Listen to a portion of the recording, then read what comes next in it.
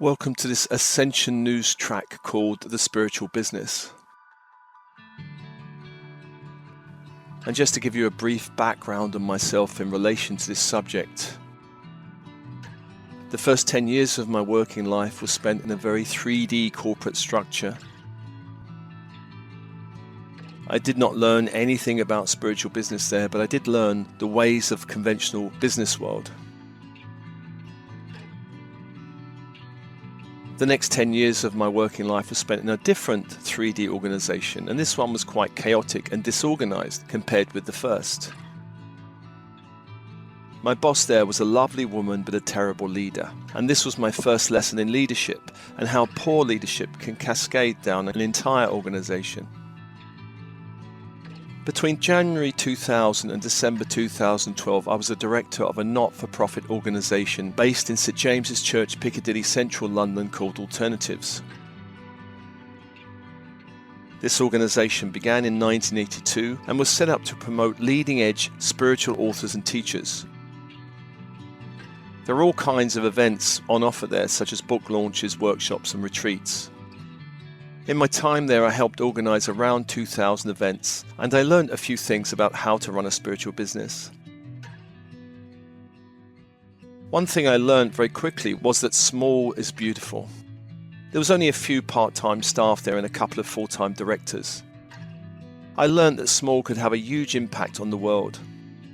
The leadership I encountered in the first organisation I worked for was remote and impersonal. The second organisation, the leadership was personable and weak.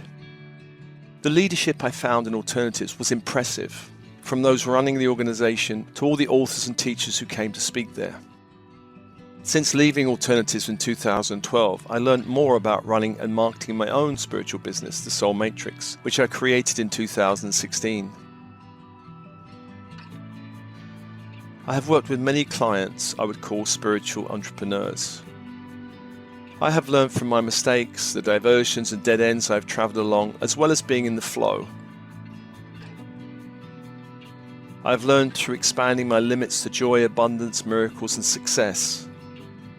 I believe I'm now fully on track doing the work I came here to do. This Ascension News offering contains a few thoughts and pointers on this important subject of spiritual business. Spirituality is not one way or one path, it is many. There is so much choice now, and it does not matter what spiritual path you really feel aligned with, so long as it works for you. To me, spirituality is about connectivity and freedom on all levels, physical, emotional, mental.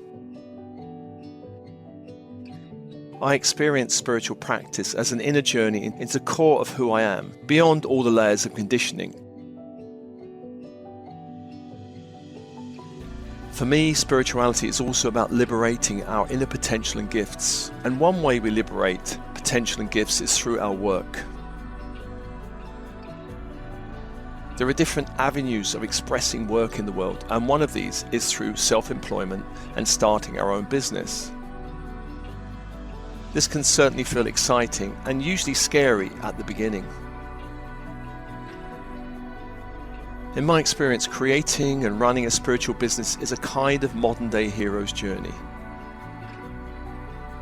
We are called to lean beyond the edge of our fear and face all the challenges that creating and running a business will bring. The good news about facing challenges is that each one comes offering us gifts. Each challenge has the potential to make us stronger, more flexible in our approach, and more resourceful in the future. Faith and courage are important. Faith means the strength to follow a vision. Courage is the quality we call upon to help us develop enough velocity to escape our inner resistance to following our calling. Courage and faith are verbs and not nouns. They are not things, they are processes. There are no energy tanks in our being where we can fill them up with faith and courage. Our intentions, our thoughts, our choices and actions all will increase or diminish our courage and faith in each and every moment. There's a great quote by Brene Brown from her book, The Gifts of Imperfection, She says, courage is a habit, a virtue. You get it by courageous acts. It's like learning to swim by swimming. You learn courage by couraging. On the journey, expect resistance. Resistance is based, of course, in fear. When we feel we live in a magical and loving universe, we do not come from fear, but resistance is generated from our limiting beliefs and stories around what we think is possible for ourselves and our place in the world. What's possible in this reality we've created thus far? How much joy, flow, abundance, and success can we possibly expect? Can we possibly deserve? Can we possibly experience? One major pattern of resistance is scarcity or scare-city. This pattern says there's not enough money, love, opportunity. The list is endless. And business is, of course, a wonderful way to meet and turn around our limiting beliefs about abundance and flow. But first, we must clear all old patterning, all old scarcity patterning, because this will limit the infinite abundance that we can meet through our business. Running a spiritual business is one way to get in touch with our authentic self. I often tell starseeds that their weirdness is their brilliance, meaning stop trying to be normal and mediocre. You are not normal. You were never meant to be normal, no matter what people around you may have said or thought. Weird can be another word for expressing your true nature and your true gifts. There's a great quote by Jill Edwards, one of my old mentors. She says, if we wish to dance with the angels, it's not necessary to sprout wings or to sign up for harp lessons. We simply need to become ourselves, to express our uniqueness, realize our potential, consciously create our reality and have fun doing so. And that came from her book, Living Magically. It's important to know that the spiritual entrepreneur is not an expert. They do not need to have all the answers. There's just too much to know. We're always on a learning curve and we're always growing. What we need to do is know where to find the answers, or know where to find those who know the answers. We learn through our mistakes. It's fine to make mistakes, but probably it saves time to learn from the bigger mistakes of others. Creativity is core to every spiritual business. The old model of business was mass market and sameness. This does not work so well for spiritual business, that by their very nature are unique and different. Your business is meant to stand out from the crowd. It's not meant to be mediocre. Entrepreneurs need to think big, and it's a change in thinking from the old employee way of thinking. The bigger your ability to think big, the better. As an entrepreneur, you are the visionary, guiding the ship of your business through the uncharted sea of the world. It's important to stretch what you think is possible without being naive about what you're doing. When I started the Soul Matrix back in 2016, I had a vision to reach 100,000 starseeds within 5 years. At the time, this seemed a huge vision. I reached that vision within 4 years, and so my task now is to expand that vision. Entrepreneurs need to know there is a new work ethic, one that replaces the old Puritan ethic, which was about hard work, productivity, chasing money and possessions to attain happiness and success. The old work ethic said, stay busy, since the devil makes work for idle hands. The new work ethic completely reverses the old way of thinking. Here, work is about passion and purpose. Work is done from our authentic self, not our conditioned self, meaning our work unfolds from the inside out. It's not about what the world demands from us, but what our heart and soul wants to offer the world.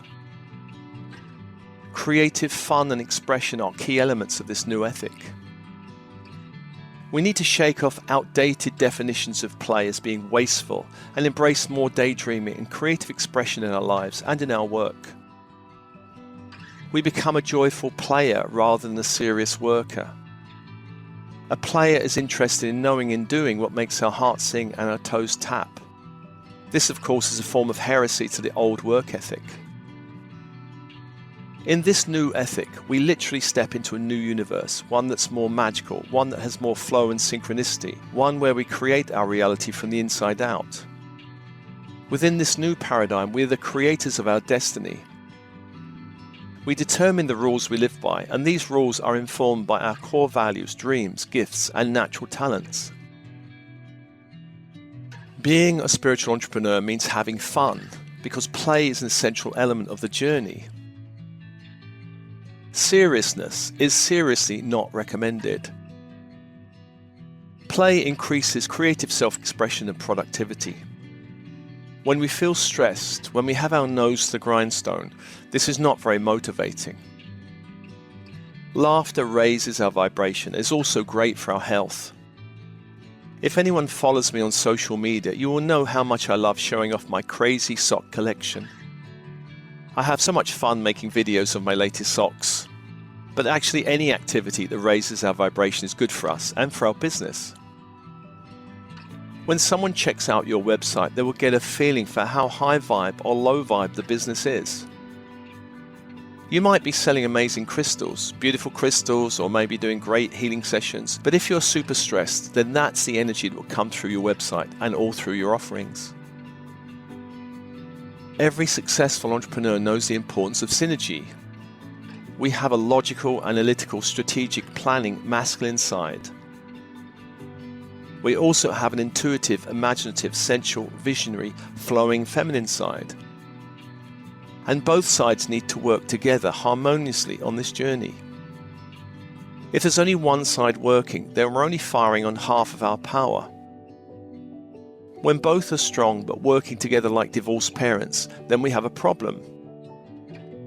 Synergy is where both come together as a team, where logic supports intuition, where strategic thinking supports vision, and so on.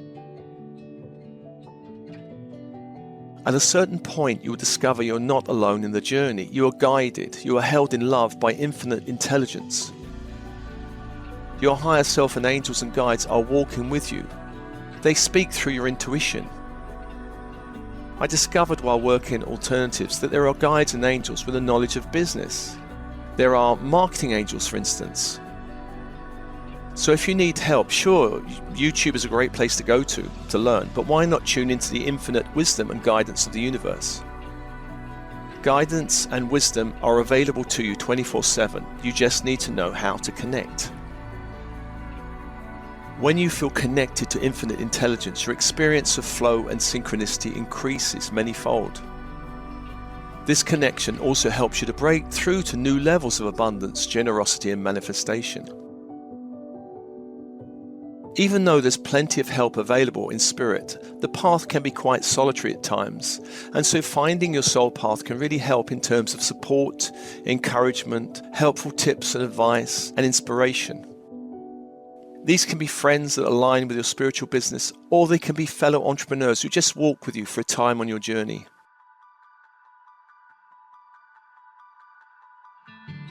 Spiritual entrepreneurs can also benefit from mentors and teachers. They can show up at useful points on the path. I've had a few, and I've learned so much from each. My first was a spiritual teacher, was also a great entrepreneur for her time. This was before internet marketing was out there. My second was at alternatives. This was before, during, and after the internet took off. My third was a friend who became a coach who told me to get onto YouTube. Perhaps the best advice I had in the past 5 years. Spiritual business is ultimately interested in service, how we can help the world, who we are here to serve in the world. Getting rich is not the goal here. It's a byproduct, but it's not the focus. There's so much more that I can say about spiritual business, but this is just a kind of taster for you, I hope.